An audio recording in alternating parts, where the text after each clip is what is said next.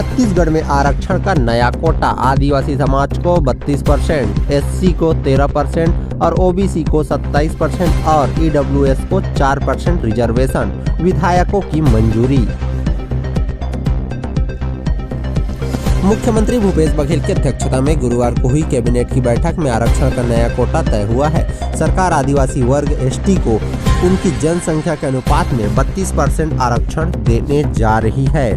वहीं अनुसूचित जाति एससी को 13% और सबसे बड़े जाति समूह अन्य पिछड़ा वर्ग ओबीसी को 27% आरक्षण मिलेगा। वहीं सामान्य वर्ग के गरीबों को 4% आरक्षण दिया जाएगा।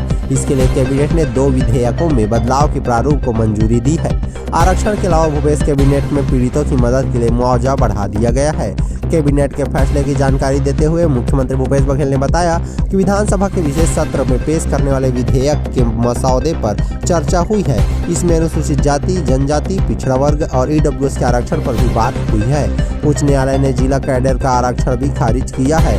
वह भी उतना ही महत्वपूर्ण है। पहले उसे एक आदेश के तहत दिया जाता था, अब उसको भी एक्ट में लाया जाएगा। कृषि, पंचायत एवं संसदीय कार्य विभाग के मंत्री रविंद्र चौबे ने बताया कि उच्चतम न्यायालय के फैसले के बाद आरक्षण मामले में जिस तरह की परिस्थितियां बनी है, उसको लेकर राज्य सरकार बहुत गंभीर है।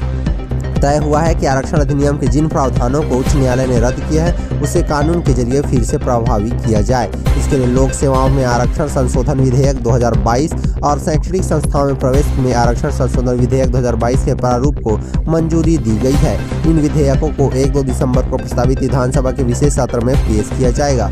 वहीं मंत्री रविंद्र चौबे ने बताया कि सरकार बार बार यह कह रही है कि सरकार जनसंख्या के अनुपात में आरक्षण देने के लिए प्रतिबद्ध है। वहीं सर्वोच्च न्यायालय ने भी सामान्य वर्ग के गरीबों को 10% तक आरक्षण देने को उचित बता चुकी है, तो उसका भी पालन किया जाएगा।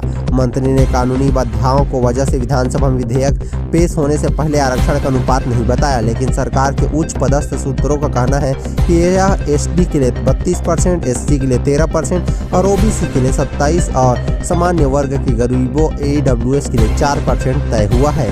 नवी अनुसूची में शामिल कराने का आग्रह भी कर रहे हैं। 3 राज्यों के अध्ययन रिपोर्ट और क्वांटिफाइबल डाटा पर भी हुई है बात।